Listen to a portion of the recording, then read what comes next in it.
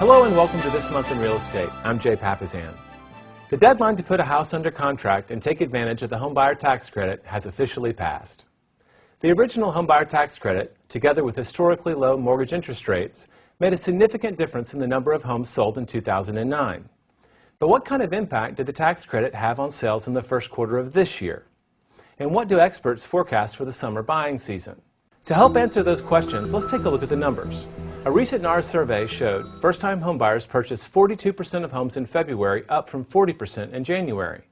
The survey also reveals that investors accounted for 19% of transactions in February compared to 17% in January. Supporters of the homebuyer tax credit point to the rise in February's numbers as to the effect of the tax credit. But according to a recent article in Business Week, America's economic recovery may be strong enough now to encourage homeownership even without the homebuyer tax credit. For sellers, that means the expiration of the homebuyer tax credit doesn't have to mean the end of the spring home buying season. For more, we go to Brian Ellington with news you can use. Brian? Thanks, Jay. With or without the homebuyer tax credit, there are many time-tested ways to ensure that your house has the best chance of being sold. Here are just 3 to get started.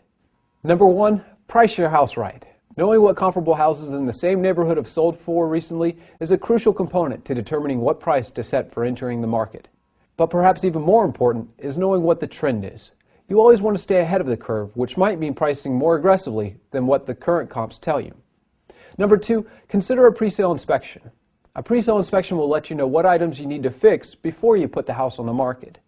That's often better than making concessions during the contract negotiation phase, because concessions based on needed repairs or upgrades often cost much more than completing the fixes before putting the house on the market.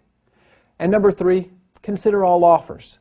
A lower offer from a buyer with solid financing will always beat a higher offer from a buyer whose financing falls through. And a lower offer may turn out to be a better deal than a higher offer that comes with more conditions. Make sure you take the entire offer into consideration when determining which is best for you. For more tips on making the most of the sale of your house, talk to your local real estate professional. Back to you, Jay. Thanks, Brian.